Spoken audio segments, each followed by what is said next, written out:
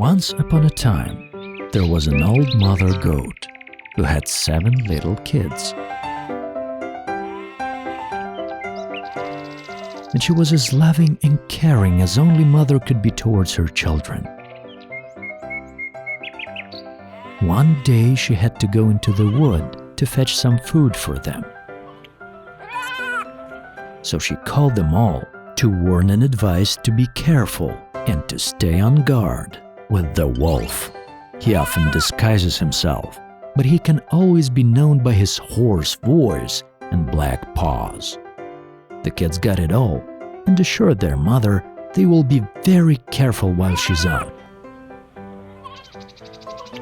And so the mother goat went on her way.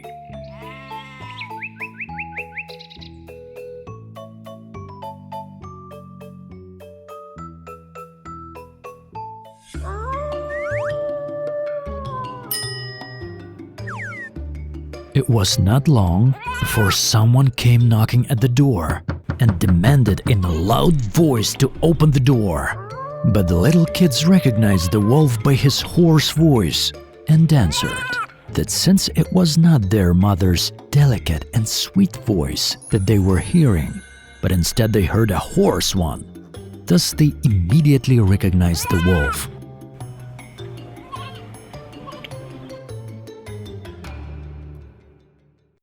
Then off went the wolf to a shop and bought a big lump of chalk and ate it up to make his voice soft.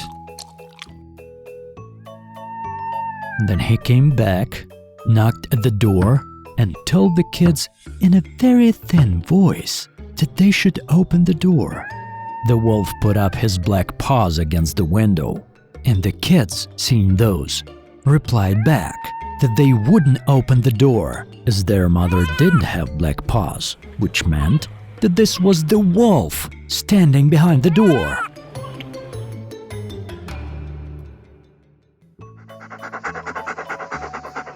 The wolf then ran to the baker and asked for some dough and had his paw buttered with it. Then he ran to the miller and asked for some flour, but the miller refused, thinking the wolf must be willing to deceive someone. The wolf got very angry and promised he'd eat the miller up if he didn't give him some flour.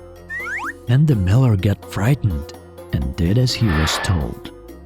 And now the wolf came for the 3rd time, put up his paws against the window, and knocked at the door. The kids saw that the paws were white. They believed it was their mother, and so they opened the door. But once it was opened, they saw it was the wolf. They got so terrified and tried to hide themselves. One kid ran under the table, the second one got into the bed, and the third one into the oven. The 4th one hid in the kitchen, the 5th got into the cupboard, the 6th one hid under the sink, and the 7th kid hid in the clock case. But the wolf found them all, and one after the other, he swallowed them down, all but the youngest, who hid in the clock case. And so the wolf, having got what he wanted and laying himself down under a tree, he fell asleep.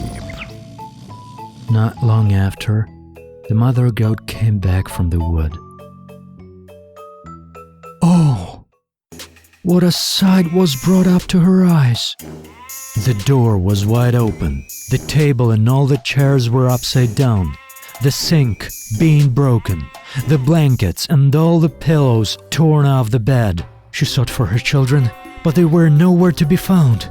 She called to each of them by name, but nobody answered, until she approached to the clock case and the voice of her youngest kid reached out to her. And so she helped him out, and he told her how the wolf had come and eaten all other kids.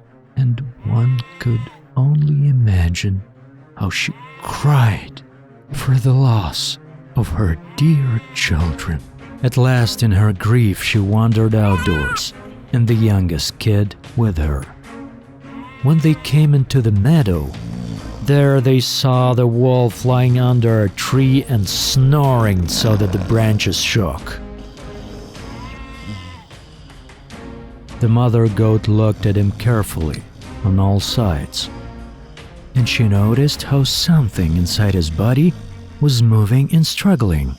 She immediately guessed that those were her poor children and that they were still alive.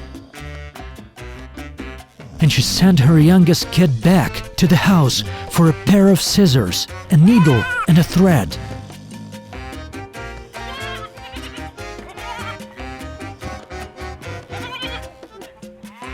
Then she cut the wolf's body open.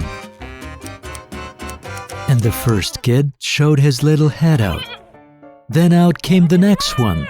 One after the other, the 6 little kids all jumped out alive and good-looking. Nothing bad could have happened with them. As for in his greediness, the wolf had swallowed them down in whole. It was a pure delight. They went on hugging their mother, jumping and dancing around. Then the mother goat told her kids they should teach this wolf a lesson while he's still asleep. So they fetched some good hard stones and put them all in his body. The mother sewed him up so quickly that the wolf even did move.